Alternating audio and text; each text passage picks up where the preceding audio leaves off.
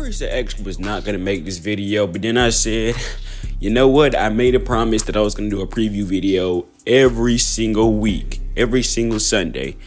So now, yeah, I'm pretty much stuck with that commitment, and I gotta do what I gotta do. What is up, you guys? Welcome back to the channel. It's your boy Philly, back at it again with another Giants preview video.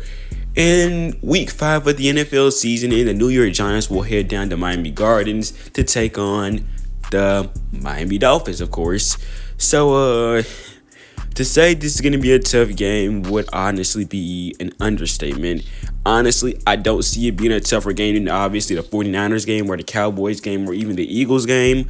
But regardless, it's going to be a tough game, especially with the injuries we have on our plate. So to start off with, the Giants have already ruled out Andrew Thomas, and John Michael Schmitz also will not play in this game as well. So they are down 2 starting offensive linemen going into this game. Shane Lemieux is also not playing, I'm sure. So basically 3, considering Shane Lemieux would be a starter, being that John Michael Schmitz would not be playing in this game. Saquon Barkley is officially listed as questionable, but if I had to make a bold prediction right now, I would say that he is not going to play.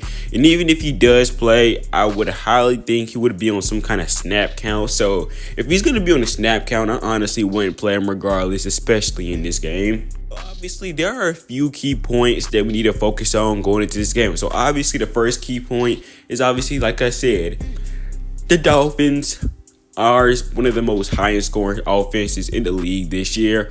Obviously, they're one of the most dynamic offenses this year. They're one of the, most prolific offenses this year too. We're talking about Loba. I know I butcher that name every time I say it. It's having an insane year, close to an MVP caliber year this year so far. Let's see. Their running game is quite possibly one of the best in the league at this point. Devon Achane and Raheem Mostert have been having insane years so far. They both rushed for 200 plus yards in the game against the Broncos. So obviously, there's going to be a huge problem going into this game, especially considering the Giants still have a huge tackling issue that it seems like it's not going to go away anytime soon. Having a tackling problem going against, some dude named Jalen Waddle. He's not really all that important here. And then you're going against another guy who's really not all that important, like Tyreek Hill. I keep saying he's one of the fastest receivers in the league. And I think that's bullcrap. I think he's pretty slow when you watch him on tape. I could beat him in a race. I think a snail could beat him in a race. Like I said, he's not that fast. Serious note, though, we're going to have trouble against Tyreek Hill and Jalen Waddle if we don't make the correct game plans. But either way, you can game plan for Tyreek Hill no matter how much you want. You're just simply always going to have trouble versus him unless you have pretty much a corner who's pretty much elite at every phase of the game. Unless you have a guy like Sauce Gardner, Jair Alexander, even Tre'Davious White, who pretty much held up well against Tyreek Hill. So unless you have like a top 10 corner or something like that, you're going to have trouble against Tyreek Hill almost every single day of the week almost. So I expect these offense to give us a lot of trouble going into this game, especially when you have, corners like, Deontay Banks, who is obviously still learning, but I would have to imagine that Dory Jackson will be on Tyreek Hill going into this game Sunday. I feel like that would be the most logical approach going into this game. He's probably the only guy on this team right now who can match Tyreek Hill stride for stride, at least in terms of speed. So I would have to think he will be on Tyreek Hill, at least for the most part, Sunday at least. If the Giants do want to have a chance at somewhat stopping this team, they're going to have to put pressure on Tua, and they have, every chance of doing that because Teron Armstead is going to be officially out in this game. He did get placed on the IR right before, Friday, so he will obviously not be playing in this game. So if the Giants want to exploit that left side and get pressure onto it, that is something they're going to have to do. If they, like I said, they want any chance at winning this game. I think Kendall Lamb is going to be the starting left tackle for this game. I don't know what exactly his PFF is, if he, has caused any pressure for Tua over the past couple weeks. But like I said, if they want any chance at winning this game, they're going to have to put pressure on Tua. They're going to have to make him, make some really bad decisions. And like I said, at least for the last couple weeks, that is not something Tua has been prone to, I would say. But anyways, enough about, Tua and their offense. I think we know it's going to be a tough game on that side of the ball regardless. Let's talk about what this offense of the Giants can do to somehow win. Do I have any hope for this offense? Not necessarily, but I gotta talk about it. So the Dolphins are allowing 29.8 points per game going into this game. So obviously not exactly pretty when you look at it. So you got to look at their offense they're going against. So they're going against the Chargers and they're going against the Bills. That's probably the two best offenses they faced at this point. The other two offenses, the Broncos and the Patriots, weren't really doing too much of anything on the offensive side of the ball to that point. So I think they are pretty much irrelevant when it comes to that too. And I think everybody knows this team is no Chargers, they're no Bills, they're none of those teams. So it's not like it's going to matter if they're giving up 29.8 points per game. But anyways, the biggest outlier in this game, the Giants, like I said, are missing off Andrew Thomas, John Michael Smith. And guess who they're going against? They're going against two solid pass rushers in Bradley Chubb and Jalen Phillips. Jalen Phillips has been, I think, decent this year. I don't think Bradley Chubb has done a lot so far this year. But if he ever wanted to get up to a good start going into this game with no Andrew Thomas, having guys like Joshua Zudu on that left tackle, this is quite possibly the best place for him to start going against probably one of the worst, in fact, the worst offensive line in history, probably, I think. So if you ever want to get out to a good start, that's the way to do it, honestly. Now, as I said, Saquon Barkley, as of this point, is questionable. And like I said, I already put my bold prediction in it. I would be very surprised if he plays Sunday. Like I said, I know he's questionable, which means that there's a good chance he might play.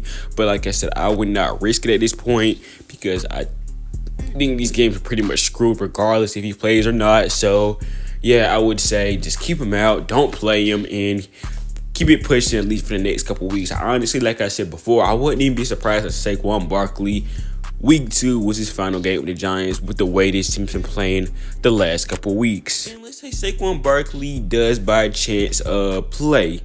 The Giants have to go back to what was working on their offensive side of the ball. They have to incorporate Saquon Barkley back into this offense. Because here's the thing. Last season, the reason the Giants were so successful was because they incorporated Saquon Barkley and Daniel Jones a good amount on this offense. And they was able to basically cloud the limitations Daniel Jones clearly had as a quarterback, and he was not asked to do much. But so far this season, Saquon Barkley has been out the past 2 games. Daniel Jones is being asked to do more, and obviously this offense was never an offense scheme for that, and obviously this offense is being, exposed pretty quickly for the offense. It always kind of has been. Without Saquon Barkley, this offense, honestly, is pretty, dreadful to watch. Here's another thing I noted last week, but here's the thing.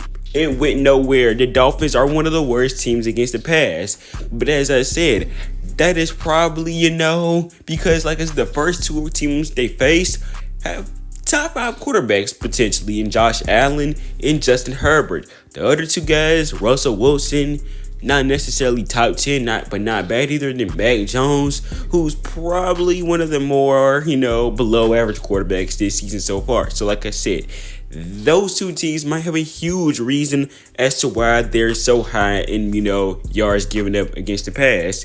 But can the Giants do something about this? I wouldn't doubt it. Like I said, I pointed this out against the Seahawks, and it pretty much went nowhere whatsoever because they went on to score no touchdowns. Daniel Jones threw 2 interceptions and also had less than 200 yards passing. So even when I point that out, it's not like it's going to mean anything in a significant matter. Now, I'm going to be a homer for a minute for a little bit. Is this a game the Giants can win? Personally, in a way, yes. It's not impossible. Will it happen? And, my chances right now for this game are, looking bleak. Despite the circumstances, I'm going to be there watching it. I'm going to be there hoping they win. But with the way this offense is played, it's not like I have the most hope right now, especially against a Dolphins team that's been playing absolutely wicked the past couple of weeks. Like I said, I hope I'm wrong. I hope they ball out and I hope they win. But like I said, I can't help but not have a lot of optimism right now for this team. But as always, just go Giants. I'm bleeding big blue. I'm going to be at work during this game, so obviously I'm not going to be able to watch it. And if I do a recap of it, I'll probably be having to do the recap like through the work during my breaks. So if I even do that, but it's going to be a tough one regardless though. So do what you got to do, I guess, Giants. Go out there, keep it a competitive game. Just keep it close, I'd say. Keep it competitive, kind of like you did until Daniel Jones started turning the ball over, I would say. With that being said, though, I am going to wrap this video up here. Go Giants, go Big Blue, like I said before. And if you haven't yet, go ahead and subscribe to my channel, tap the bell icon, follow all my social medias down below in the description. TikTok, Instagram, what is it, Twitter, X, whatever you want to call it. Those will be all down below in the description. Hit me up on it, follow me on it, interact with me on it, do whatever you want. And I will see you guys in the next video. Peace out. Mask gon' fuck it, mask gon' fuck it, mask gon' fuck it, mask gon' fuck it, mask gon' fuck it, mask got 50 likes and Randolph tryna blast off, he wasn't in the face. In my way, for a nigga better go pray. I'ma send kill where you stay. Walk him down, a little nigga, a minor with a micro Drake. The drop him, we score, nigga, no one play.